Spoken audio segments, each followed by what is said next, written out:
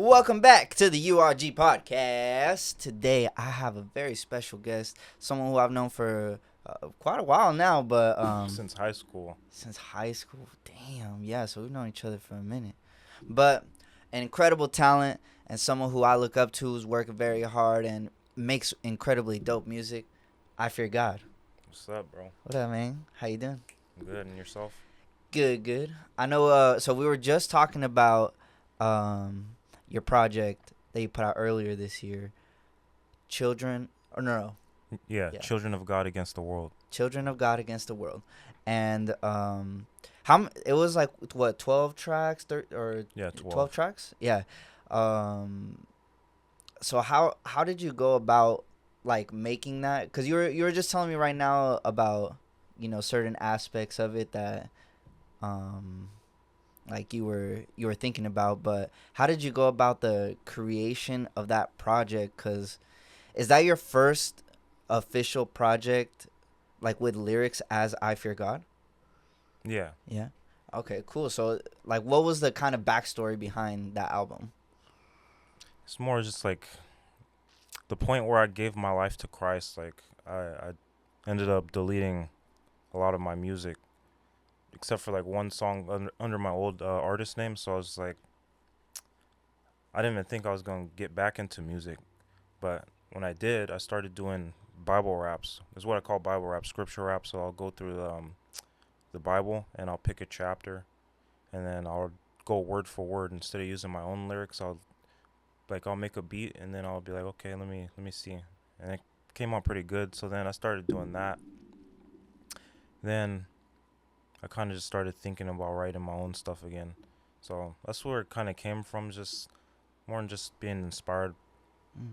So the Bible raps, you're actually reciting, it's not your own original lyrics, it's just rapping Bible verses over beats. Yeah.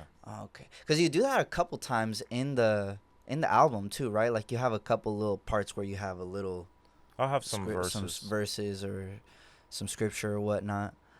Okay, that's pretty interesting, man.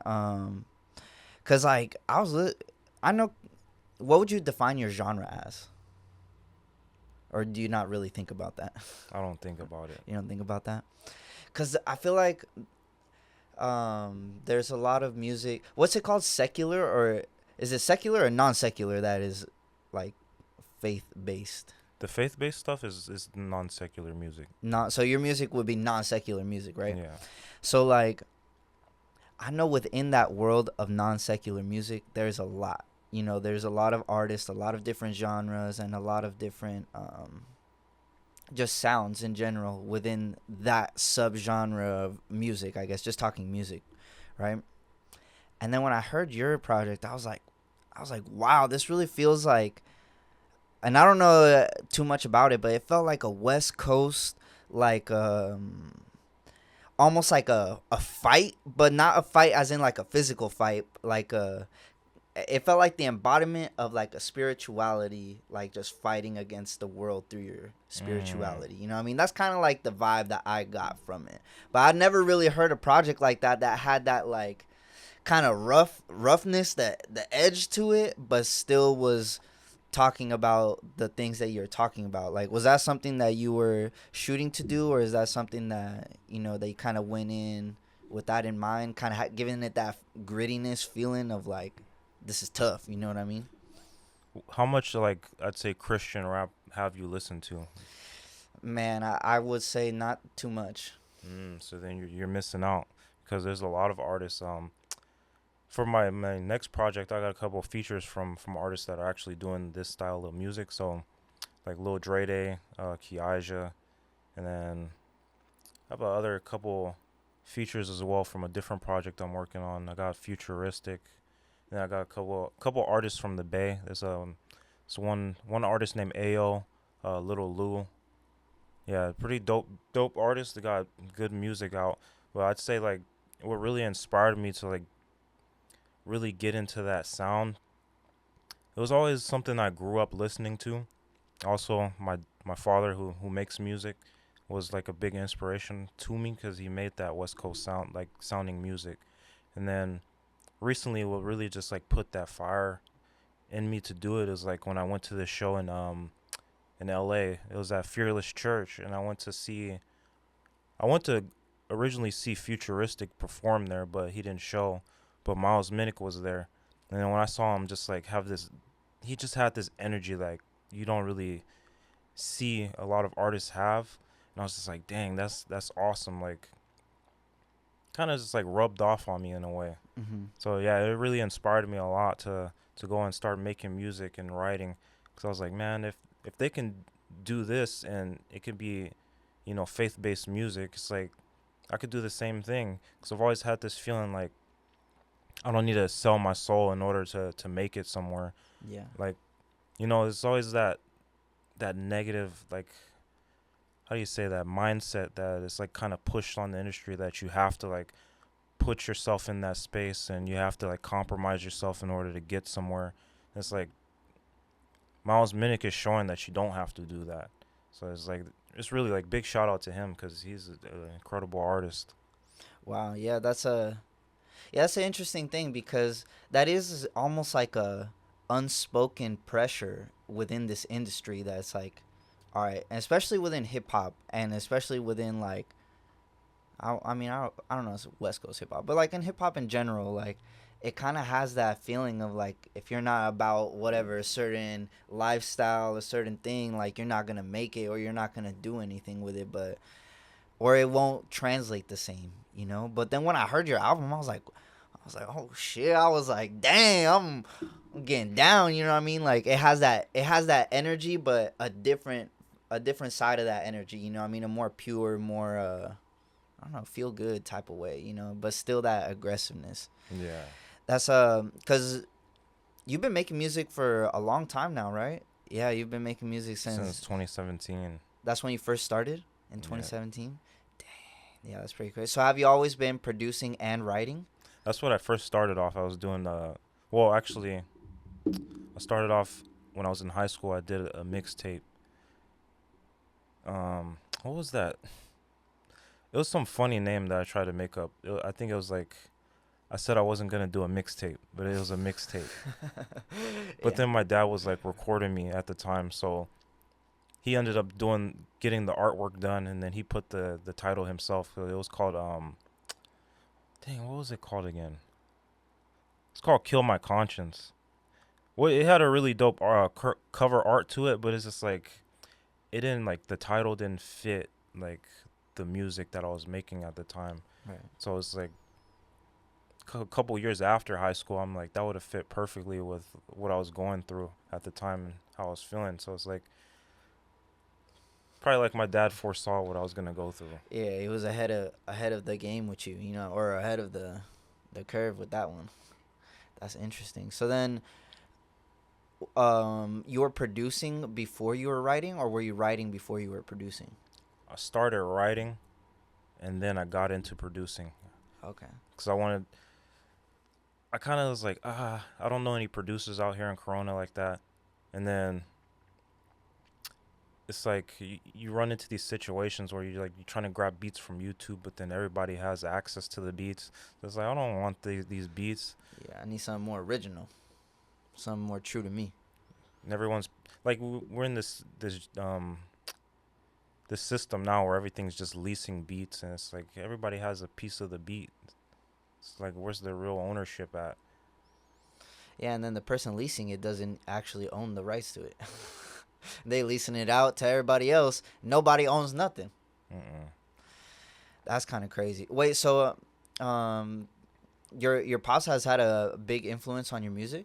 Okay, cool. So is that something that, like, since you were little, you've had that in your life? Yeah. Okay, cool. That's pretty interesting. West Coast artist. Yeah, he's been making music before I was even born. So Okay. That's something that just grew on me a lot. Like, you grew up in the studios, and like since you were a young kid? Yeah, Oh, there's okay. times I've been in the studio with him. Not all the time, but like there's times he would take us, and Okay. I'd be like amazed, like seeing him rap, and I'd be like, dang, that's awesome. Dang, bro. So how many siblings do you have? So from my dad's side, including me and my brother that's from the same parents. Four. Yeah, four siblings. Okay. Interesting.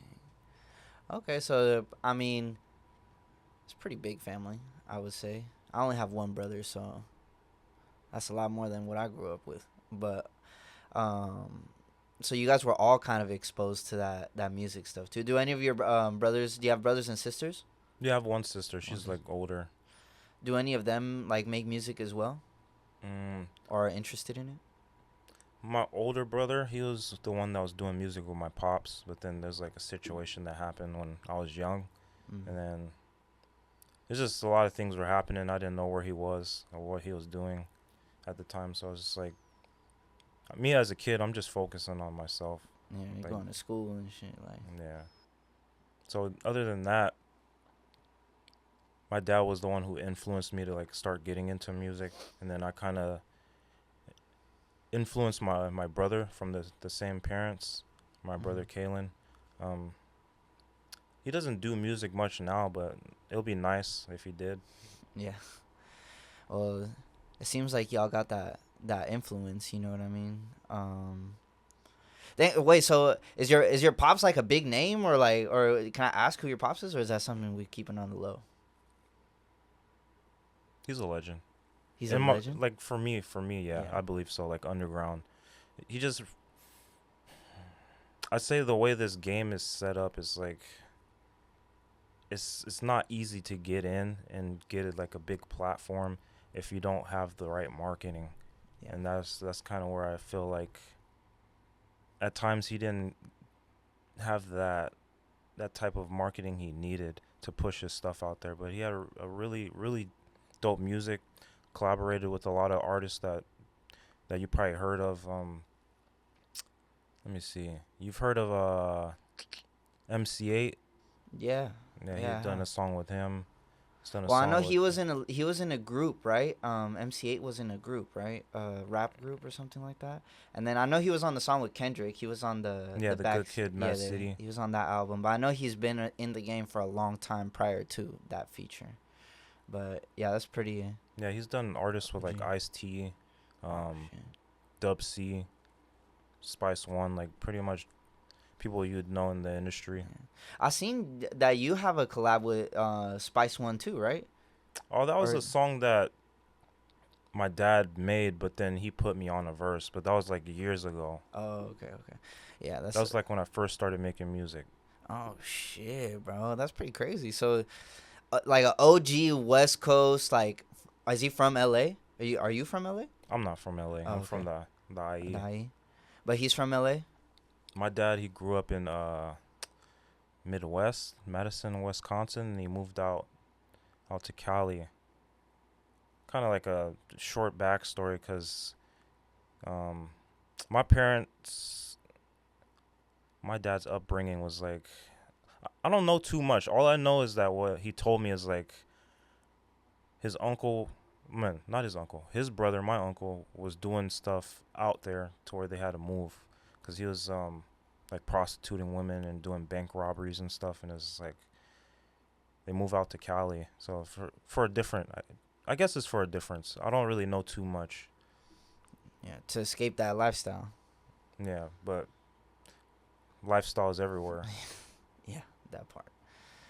That's kind of crazy. So then, but he found his way into the music industry out here in Cali, and then. I say he's known a lot of people. My dad's known like a lot of people that's been in the industry. It's just he never really got his foot in the door like I felt like he always should have. Like he should have had the opportunity. But then I always think like God allows certain things for a reason. Like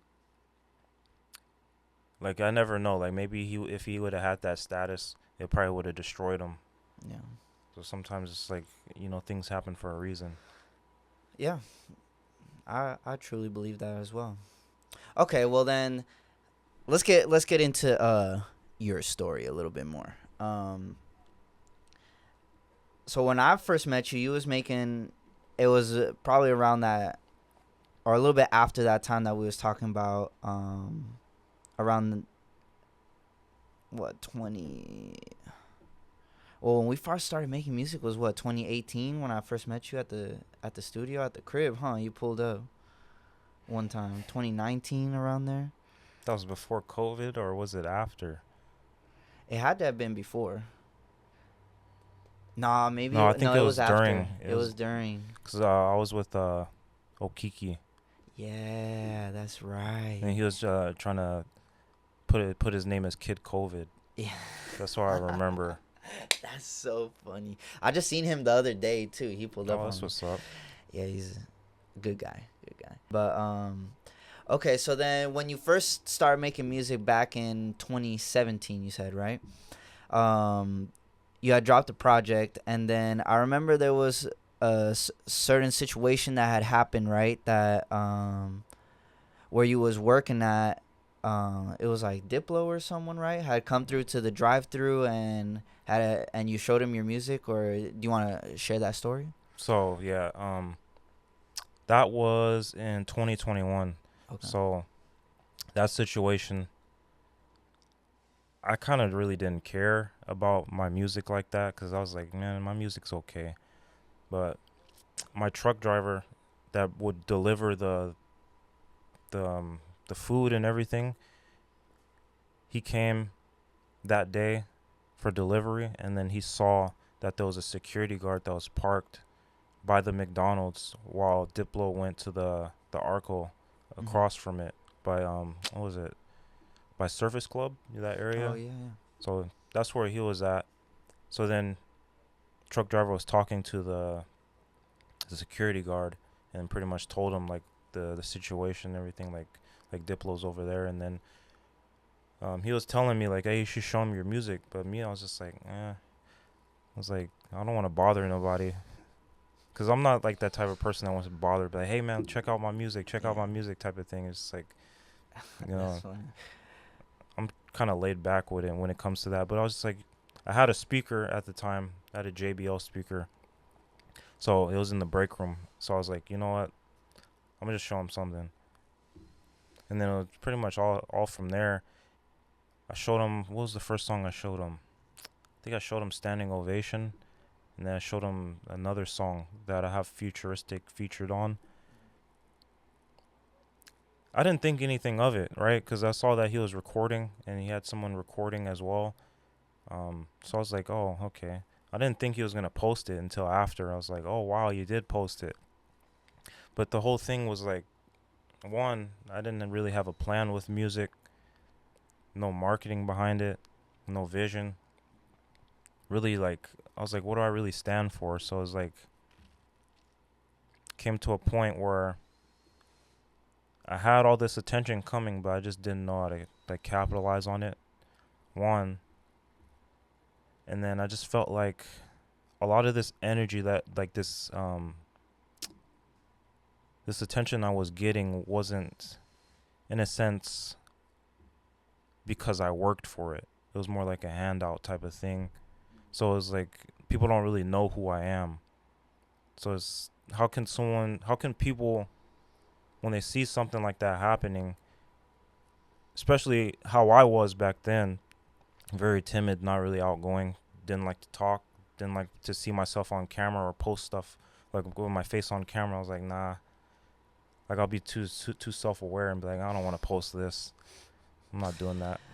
Yeah, you still well, actually not on socials anymore, but yeah, you were kind of just like a little ghost with it. Yeah. So then, I'm sorry, I didn't mean to cut you off, but No, that's it's all good. Just let me catch my thoughts. That situation kind of made me feel like I didn't really know what to do. And at the same time, I was kind of questioning, like, what's the purpose of life? Because I don't really know what to do with this music. Mm-hmm. And it just felt like a lot of the energy I was getting was kind of fake. It wasn't like people genuinely interested. They're just interested in the moment. Especially like DMs I would get, and it's just like people were just being opportunists. Like they just want an opportunity from what's happening. It's like that stuff's kind of fake to me. It's like I understand opportunities do happen, but it's like when you can tell somebody when they're thirsty for it. It's like, so I kind of just stepped back, was questioning the purpose of life, and then I've always was in a household where like we believed in God, but it was more like I don't really see that fruit of what the Bible shows, like it in the book. I didn't see that. So always grew up with this fear of going to hell because of the sins I committed and not really understanding like the goodness of God and what he did for me, that he paid my debt. So that period of time I was just in this place of darkness, and I was living pretty bad at that time when I was working at McDonald's. Just stuff I was doing, and then trying to fast forward a little bit. Yeah, because I mean, that's a pretty major moment for like any artist, and especially at that time too, because it was like everybody was online because it was 2021, right? So it was like more people were online, like more than ever, I would say, and like I remember that happening, and I was like, dang, like that's pretty crazy. And then you kind of like, I don't want to say it just completely disappeared, but you kind of did. Like you kind of went ghost for a little bit from that realm, and like I didn't know that you were experiencing this type of like low or darkness. I was like, oh, like bro's probably like doing this and that, but in reality, you were experiencing something on the other end because you were able to recognize what that moment like was for you. You know what I mean? And you were Yeah. getting all that fake energy and fake attention. Well, it's real attention, but fake intentions. You know what I mean? And like you're saying, opportunists and people looking for this and that. So it's kind of crazy because a lot of people that get that fall right into that trap of, okay, look, I got all these people messaging me and like yada yada yada, and but you kind of saw through it in a way and were It and just didn't it feel genuine. That's yeah. all. Because even then, it's like when it comes to music and marketing, it's like you start running into people that DM you about like, hey, I can get your Spotify streams up and all this stuff, and it's like I paid some people for it, but then I'm just like, I don't know if this stuff's real or if they're just using bots. Mm. So it's like, I'm not really seeing any traction from it. So I'm just like spending money to try to market when I'm just like, I don't know if this is actually legit. Yeah, yeah, yeah. I guess you never really know, but unless I don't know, you never really know. Yeah, too many scammers. Like I Mm-hmm. even tried doing like ads myself. Like I'll go on like on Google Ads. Yeah, you got to know what you're doing when you're doing that, or you're gonna You get a throwing bunch of money, bot traffic. throwing money down the drain. So then, after that moment, was there times that you went back to the studio or back to writing or whatever, and you're like I don't really I'm not feeling this anymore. Like is that kind of what was happening? I had a whole project that I was just reluctant on dropping. Mm-hmm. It was just like a place where I was living in. It was just like a dark time, and I was just like, I don't know if I want to put this out into the world for people to listen to. Mm. So I was just like, you know what? Kind of like just shelved it, and it's like Was it a doubt more of like, is something internally or something that you didn't know how people were gonna react? it was more internal. Internal. Interesting. Like what were you, kind of, or what was causing that hesitation? Internally. All right, I'll be a little more open. So when it comes to like the sins I was committing from 2018 when I was working at McDonald's, so it was around August of 2018, from then till maybe like February of 2022, I was with this married woman. I was messing around with her. Lost my virginity to her. So it kind of like that music that I was making, it was like dedicated to that person. So I was like, I don't feel like I can drop this type of music because I was trying to push myself away from that what I was living in. Mm-hmm. I see. Because it was something that maybe you were in the moment, caught up in the moment within that, life that you were living at that time, but you knew that that's not really who you wanted to be as a person. So it's like if you drop that, that's a reflection and almost like a permanence to that time, you know, because like if you put it out there, I mean, you could always delete it, but Yeah. it's a different pressure when, or it's a different feeling when you're the one dropping it. You know what I mean? Like, And you don't know who you're influencing through that music. So I'm just like, yeah. I see what you're saying. Yeah, because, I mean, that's something that I always consider too. That, you know, what we put out there, it even if it only gets a few streams or whatever, like, let's say it gets thousands of streams, like, it has an effect in the world and your world.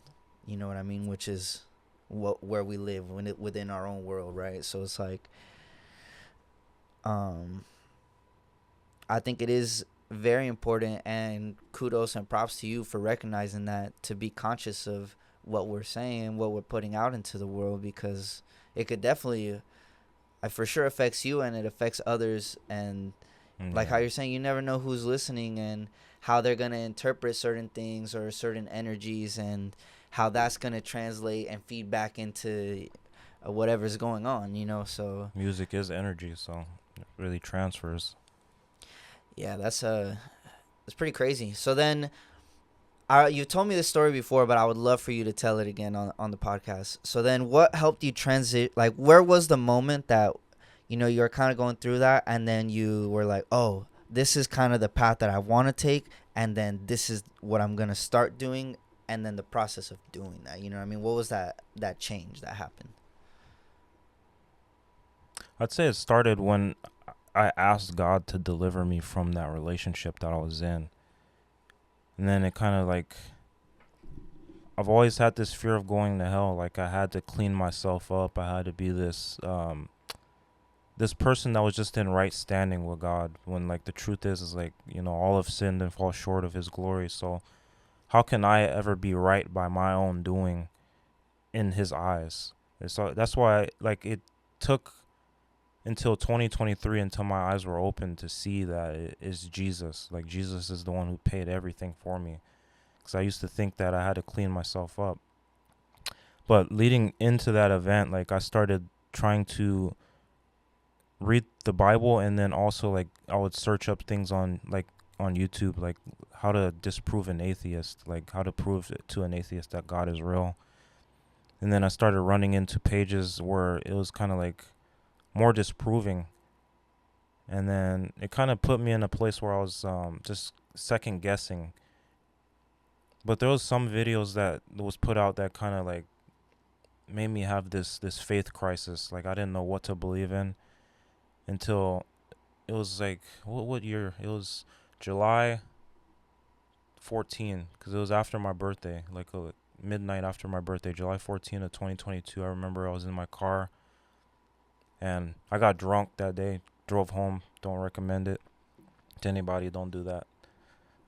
And yeah, I just went in the parking lot of my mother's apartment, and I was just like furious. I was upset because I didn't know what to believe anymore. And I just cried out to God, and I was like, you know, show me, like, because like this whole world is full of like crap, you know, like what's real? It seems like nothing's genuine, and everyone just wants to take. So yeah, I remember that day like it was yesterday when I cried out to him. And it wasn't like he answered like right then and there, but it was like months later. You know, I was still kind of living a little wrong. That's when I started messing around with a couple other girls after that, until I ended up meeting my wife now. Yeah. And then I started going to church because there was this one guy, my friend, his name's Ronald, but he goes by Rizzy. I met him in 2018 at the Civic Center gym, and he was preaching the gospel. And he said his name, and I remember like I had this fear, like I didn't like want to approach, and I like I wanted to believe in God and stuff, but it's always like I felt like something I had to do. So I heard his name, and I ended up searching it up on Facebook, and like I added him as a friend. But then years later, from 2018 all the way to like almost December of 2022, I ended up seeing him at a LA Fitness gym, and he was doing the same thing. He was preaching the gospel. So at that time, I was kind of broken, not really understanding like my purpose of life, having this faith crisis, just not knowing what to believe in anymore. And I went up to him, and he pretty much told me the same thing that I've heard before. And I was like in a place where it's like, if I were to die, yeah, I would go to hell. Like, I was being truthful about it. And I wanted to see God. I wanted to see God in my life. I wanted to know what was real. So I went to church that day, and it was December 25th, I believe. So Christmas. 24th. Christmas I think Eve. it was a Saturday. It was a Saturday that I was there. I don't know. I just felt this light that was like shining, because I had my eyes closed, and I just felt this light shine, and it felt like it was like a vision of a cross. But it didn't take until, I'd say, March of 2023, where, just reading the word for myself and actually understanding, it kind of put this light in me that I just like, I would say like a flicker of a switch, like it turned on, and it just like everything just made sense. Dang, so that was a from the moment, where you were arguably like at your lowest to where that switched was a span of like 4 years almost, right? Dang, that's pretty crazy. Because it's not like a lot of times you hear those stories and it's just like overnight, like this happened and this, but like the way you're explaining it, it's more like it was a series of events that happened over time, and then the collection of all those events, it was just like boom, one day it was like everything kind of combined and made sense to you. Yeah. Okay, that's pretty crazy. So then that happened in, you're saying, March of 2023, right? So then since then, what have you been feeling, or like how has your creating and your music creating changed since that has happened, or your approach to music?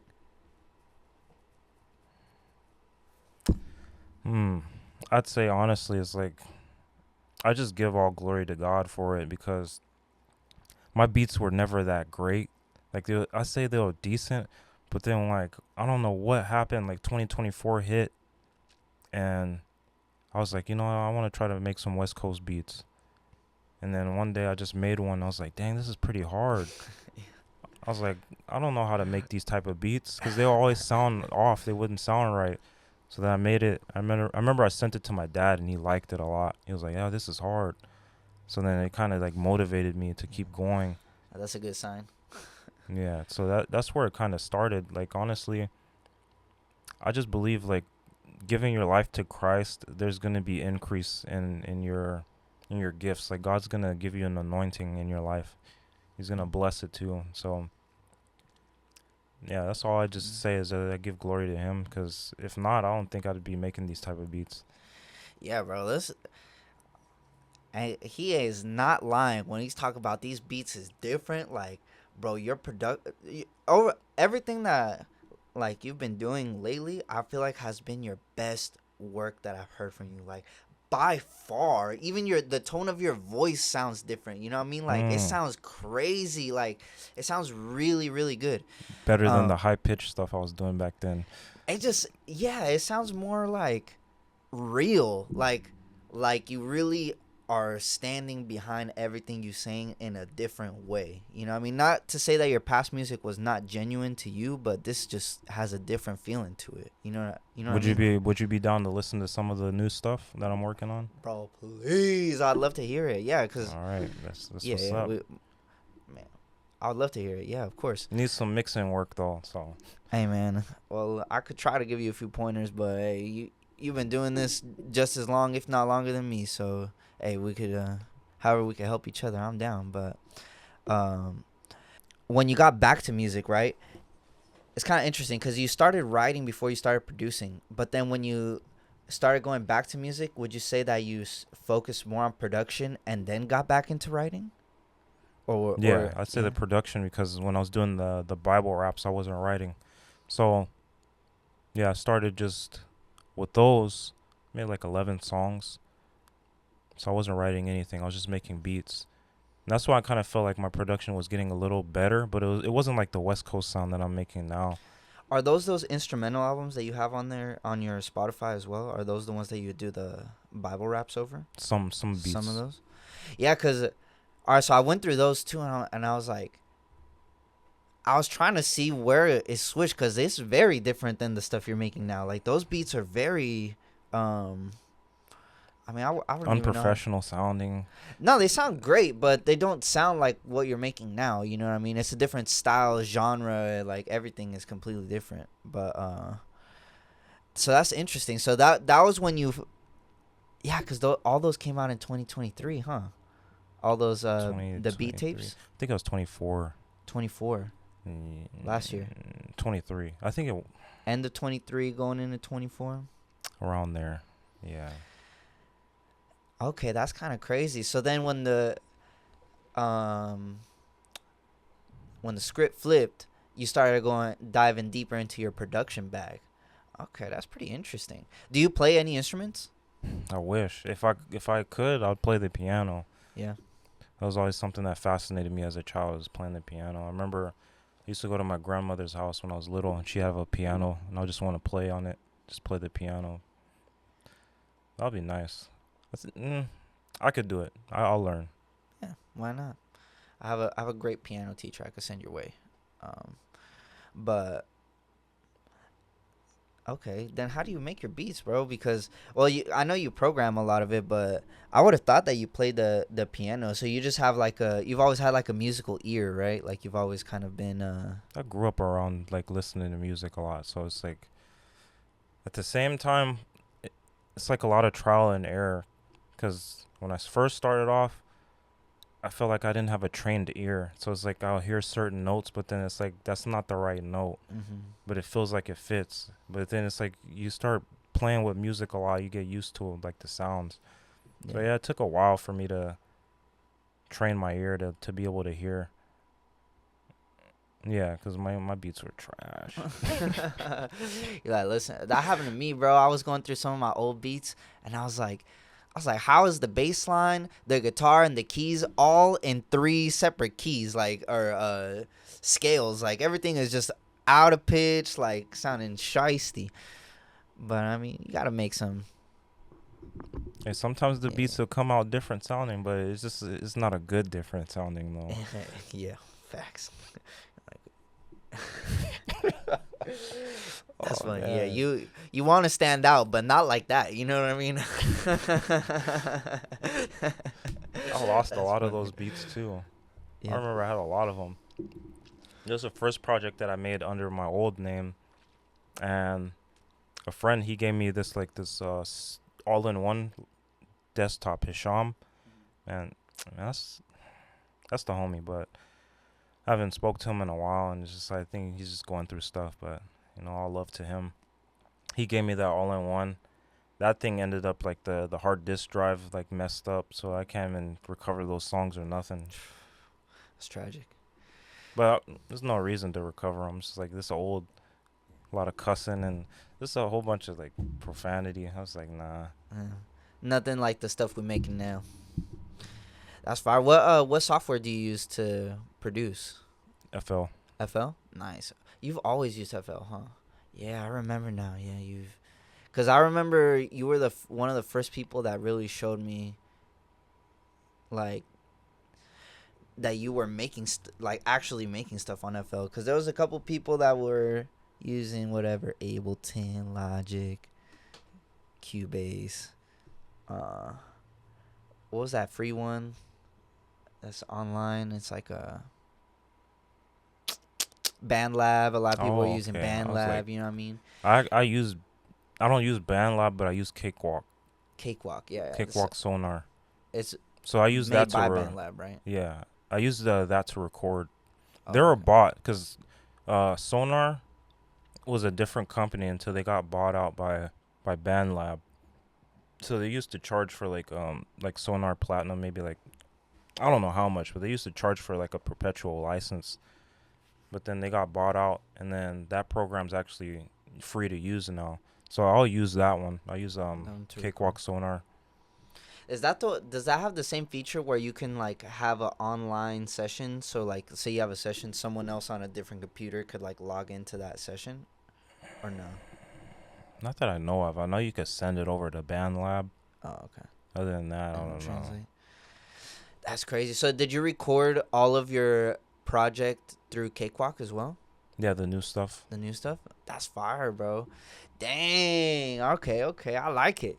So let's talk a little bit about your latest single that you dropped. Find my soul getting teed up. Wes Slide, yeah. Wes Slide. That's such a fun song, you know what I mean? What was kind of the inspiration behind Wes Slide? Shout out TGM, that's the producer. He's a 15-year-old producer.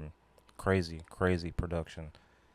He's 15 years old and he made that beat? Damn, bro. So I met him. These youngins keep you on your toes, you know. I met him on a Discord that Miles Minnick he set up, and then I joined Miles Minnick's Discord, and we're just like, he has like a music tab where you can like just link with people, pretty much submit your music and stuff, and that's kind of pretty much how I met like a couple other artists as well. Had some cool conversations. So that's how I met the producer, and he sent me that beat. I'm just like, hey, the rest is history. Yeah, it's a fun song. Did you intentionally want it to be like people to like dance or like move to it? Because I mean that's the whole point of the song, right? Like, so that was something that you had in mind, like I want to make people dance, or was it more just like in the moment that's what you were feeling? In the moment, because I know when he sent me the beats, I was trying to like digest, like listening to it, because there's times where I'm listening to a beat or I make a beat myself and I'm just like, I'm not really feeling it, but then I give it some time after listening to it later. I'm saying, actually, I do actually feel this. I think I could write something to it. So yeah, that's just pretty much my process. I was listening to it, I was just like, I don't know, and then later I was like, I think I could write something to it. Let me see what I can do. Do you write your songs fully before going into recording, or do you kind of piece it, record a little bit, then write some more, record a little bit, or what's that process? Depends. It depends.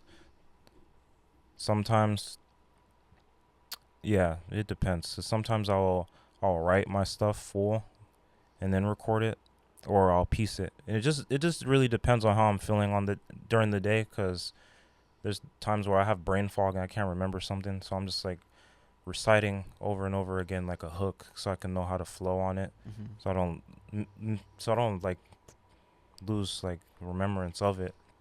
Because there's times that I've had that happen. I was just like, I don't know how to flow anymore on it. I'll write something and I'll forget how to flow. I'm just like, you forget it. Yeah, you gotta rewrite. Yeah, you gotta at least get a little voice memo or something, just so you can remember the melody or the. Yeah, I do that on my phone. I would do it on the iPhone, where I'll just like, I'll do this, I'll screen record, or let me see. Yeah, it's this one. Let me see, I'm trying to see. So you do the screen record, right? And I'll scroll. No, it's right here. You just turn the mic on. So I'll do the screen record like this, and then I'll play a beat that's right here. I'll put on here, and then I'll just like screen record and then start rapping on it.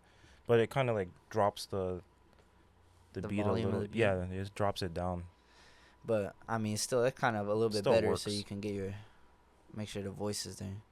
Yeah, that's interesting, because I never thought about that, because I always have the studio, so I just play it off the speakers and rap it. So I just got to click the voice memo. But if you're just off your phone and you click the voice memo, it won't record the beat, huh? Or will it? It doesn't record the beat. It like drops it in like the inside of your phone, so it doesn't record the beat as well. Yeah. So then that way you could hear how it sounds on top of the beat. Yeah. I see what you're saying. That's a good technique. Yeah. So for all you songwriters out there, there you go. Most of the songs Pro tip. most of the songs that I made, like all the songs that you've heard recently, it'd be like maybe 2 hours before going into work. Like I would wake up. Yeah, I'll wake up maybe like around 10, and then I'll work on a song. I'll be like, you know what, I'm gonna just write something because I made a beat earlier, and I'll be like 2 hours, I'll get it done. So yeah, almost all the songs were like, it wasn't like me just sitting down like the whole day and then just like trying to write something. It would just be like maybe like 2 hours before going into work. Right. Yeah, kind of in between what you're doing in the day, you get that spark of creativity and you just take advantage of it. Bro, have you ever had like this thing, like you had this thought that just felt so creative, and then the moment you get to like the studio or something, or like let's say you're at work, you're at a job, and you're thinking of this nice melody, it's like it's perfect, then it just like wipes from your mind and you can't remember it anymore. Yes. I that's happened to me plenty of times, bro, and that's why my voice memos filled with just a bunch of random stuff that I don't know if I'll ever use it, but I got it, just in case. But yeah, that happens to me quite often, bro. That happened to you too? Yeah. I've had that in my dreams as well. Bro, I was playing the piano in my dream last night because I was practicing before I went to bed, and then I was like trying to figure out how to transition between these two chords. And I remember in my dream I was like, wait, the A to the F, and then I do this, and then like I woke up and it was just gone. I was like, no. Like, why does our brain do that? I don't know. It's like some of the most creative stuff. Yeah, because there's some dope songs that I was making in my dream, and I wake up, I was like, I don't remember it, but it was like hard. In front It was of hard 100,000 people, and everybody was going crazy, and it's like, dang, you wake up and it's just gone. I don't know. I'm a big believer that it's like the ideas. All right, this is kind of a theory. It's not like a real thing, but like it's how I view music, right? Ideas are all floating around, and if you don't act on it, the idea is gonna go to somebody else. You know what I mean? Like it's not. I always feel like ideas, and maybe you can relate to this because I sometimes feel it's like through God, or through a higher being, or through something else in this universe that's just like in that moment. If you're able to channel it, it's not you. It's like something that kind of flows through you. You know what I mean? And it's like if you're not open to receiving that, like it's gonna it might come to you, but it might bounce off your brain and go to somebody else if you're not ready to embody that. You know what I mean? And yeah, like there was this thing that Michael Jackson, he like woke up at 2 a.m. one day and called his engineer and was like, yo, we need to go record this right now, because like if we don't record it right now, that the Prince might get my idea in the morning. Like it's saying like if I don't make this idea into fruition, God is gonna give this idea to somebody else to put it out into the world. You know what I mean? So it's like I kind of look at it like that sometimes, where there's certain ideas and certain moments that when they come to you, it's like you got to take advantage of it and write it down, or at least get it in the voice memo so that you don't lose that. You know what I mean? Yeah. Like but yeah, I mean, do you ever feel like when you're recording or writing music that it comes from a different place, or do you feel like it's internally and like it's like expressive of kind of what you're feeling, or like a combination? I'd say it's like a combination, like just allowing God to work through me. Because there's times I get inspiration and I'm just like, where did that come from? And there's other times where I'm just like trying and it's just like it's not working. Yeah. Like even when like making beats, like sometimes I'm just like trying to make a beat and it's like this doesn't sound right, and I'll just like I'm gonna go on to do something else. Let me see if I can get some inspiration later. Yeah. Do you have any like rituals before like recording, or like anything that you like to have? I mean, I just ask the Holy Spirit to guide me. I just ask him. I ask him, like, just guide me, like, whatever you want me to, whether it be certain notes,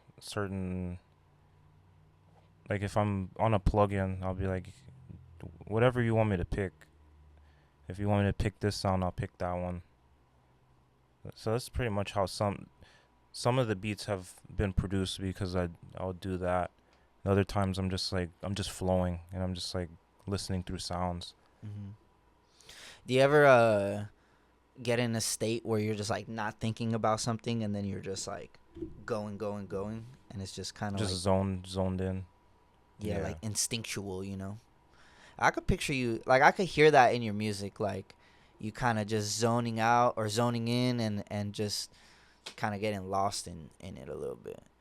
I feel like that's something that I feel like there's some artists that make music that never are able to reach that zone. You know what I mean? Because it's just for whatever reason. But I could kind of hear that in your music where you kind of just like out of there, like spazzing out. You know what I mean?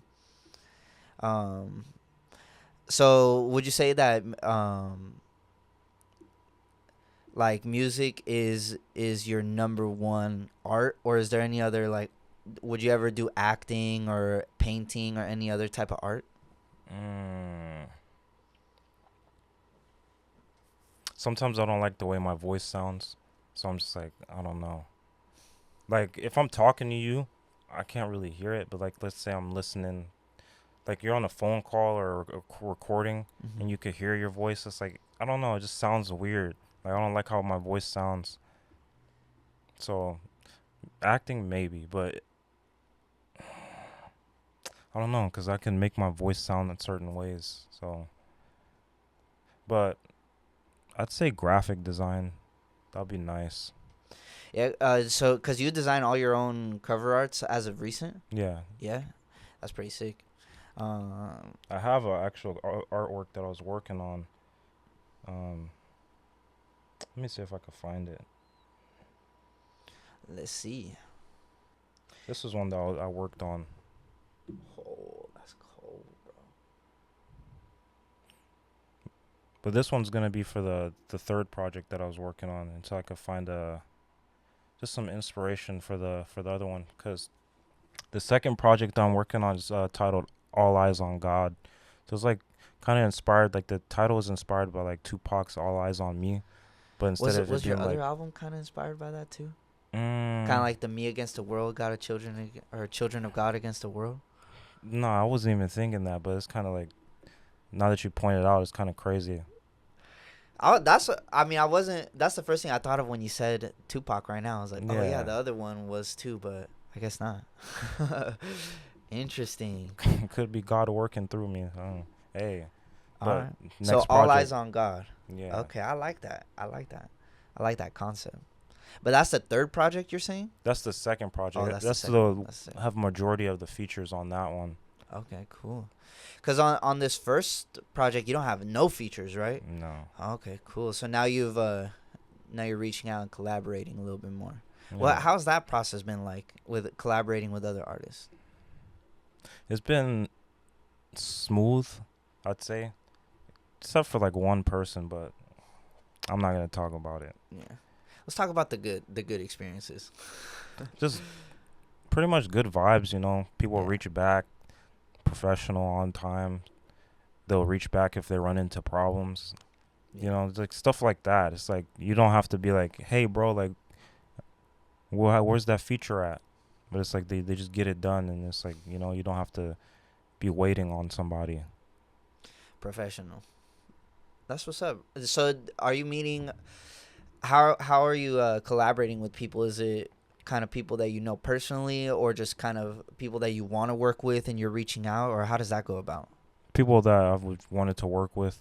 So one of them, Lil Dre Day, man, he go hard. And if you listen to his stuff, yeah, he go hard. Mention Me, and then you got Praise God, that song hard. You got a lot of stuff.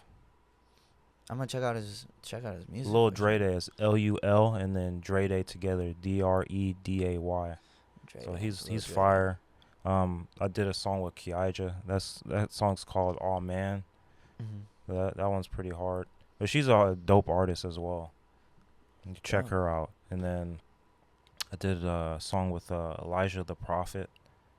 He's pretty dope. The verse he sent me back was pretty hard. I liked it. Yeah, it takes not everybody does that. It takes some courage to reach out and then make those collabs happen, because a lot of times it doesn't happen with the initial reach out or just like one text or one DM or whatever. It's like a lot of times you got to be a little persistent and really make sure you get what you're looking for. So did you produce all of Yeah. All Eyes on God? So you're going to produce everything now, huh? Except for the third project, I have like a couple features as well, but they're produced by TGM Beats. Okay. Yeah, he made Wes Slide. Yeah. Yeah, he's cold-blooded with it.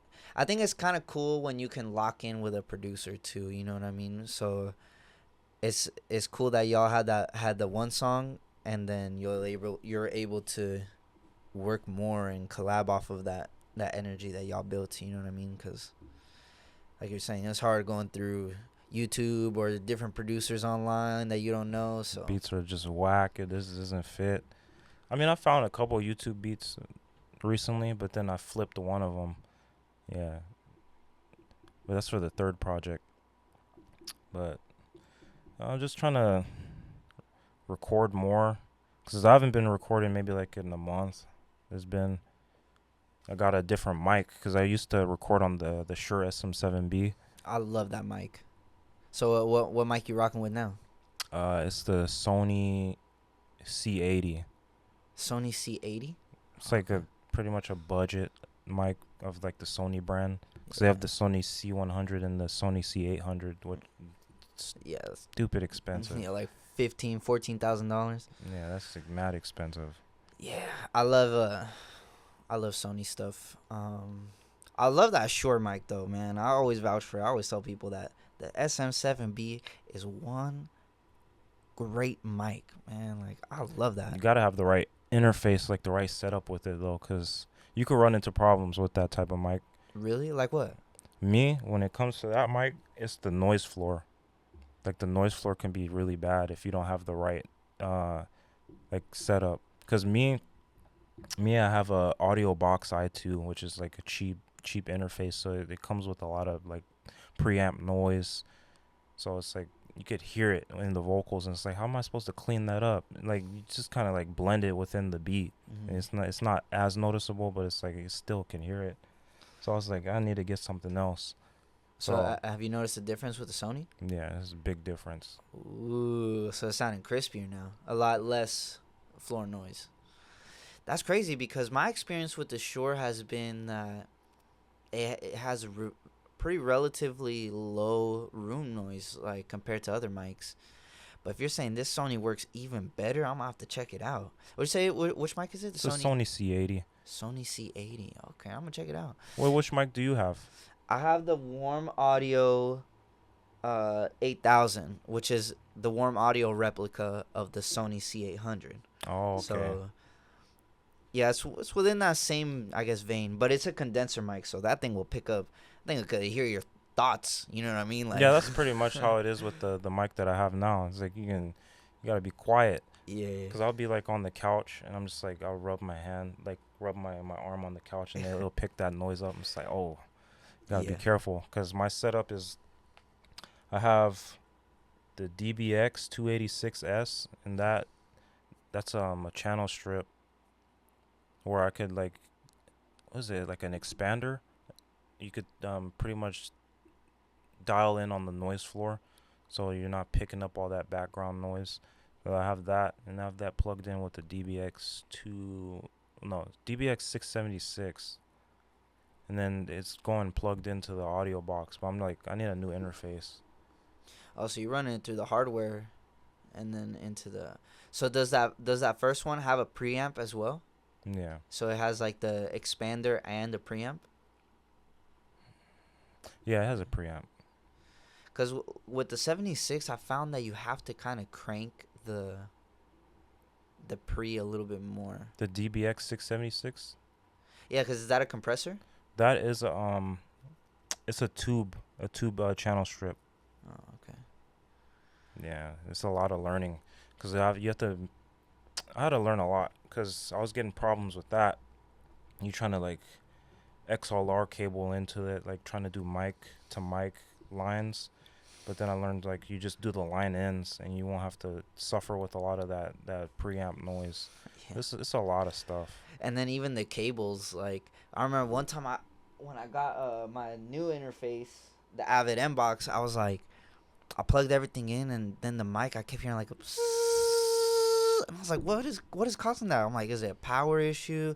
I got all these different things to test it, and then ended up just being, I had to have like a very specific like gold coated cable, or like this like specific mixing cable or something, so that it didn't make that noise. But as soon as I switched out the cables, it was just buttery clean, crisp.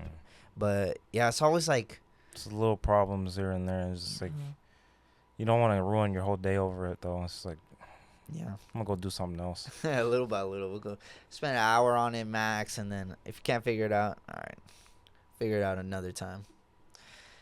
That's a dope setup though over there. Oh, thanks, bro. It's getting there. I mean, little by little, we building it up. That's the only way to do it, you know. I'm running the 1073 clone preamp to the 1176 Warm Audio 76 compressor to the M box. I got the M box for free technically, because when I bought Pro Tools, they had a deal going where you could get the M box with a perpetual license of Pro Tools. So I was like, come up, and then I bought it too, and it sounds pretty good. I like it. But yeah, having a good interface definitely helps. Like you'd be surprised like how much a good interface cleans up the sound. Make or break.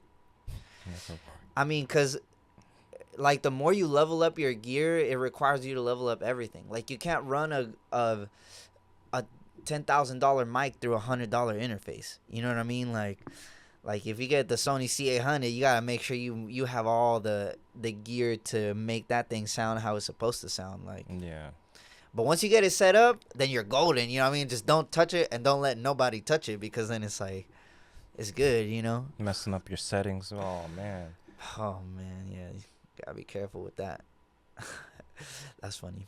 All right, I have this little segment here.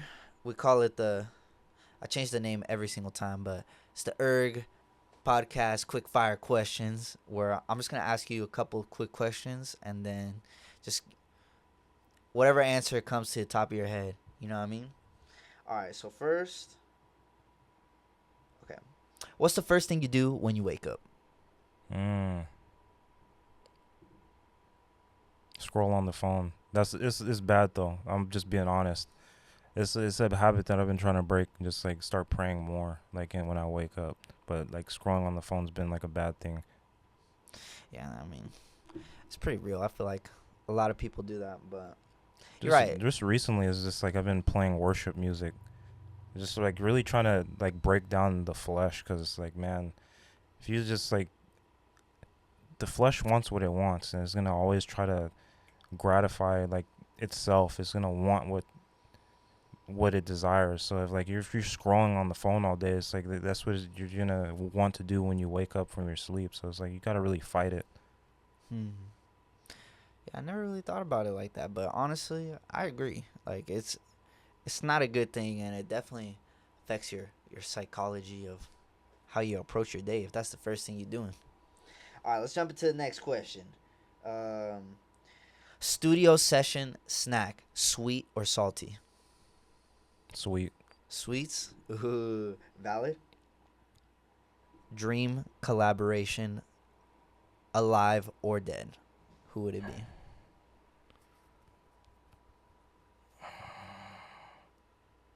I haven't even thought about that.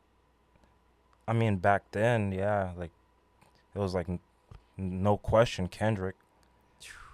That's how it, yeah. Back then, yeah, but now, as of now, I don't know. I think Miles Minnick he's like one of my favorite artists right now. So that'll be a dream collab. Hey, yeah, we're gonna make that happen. All right. If your music was a type of weather, what type of weather would it be?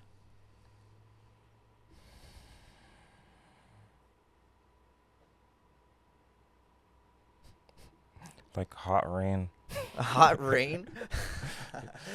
That's Hot funny. rain. Okay. But I wasn't expecting that, but I like that answer. It would be sunny outside, but it's hot rain. Yeah, I love that. I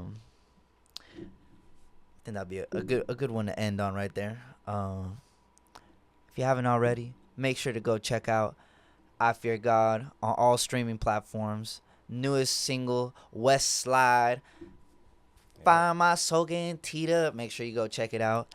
And yeah, bro. Tears for that cross, better pick it up. Ayy, sliding for the real if you didn't know. Bust your moves now, show why you do it for. Ayy, slide. Show 'em how you do it in the lace. Slide. Show 'em how you do it in the base. Slide. I go dumb. In the kingdom for the west, we going up.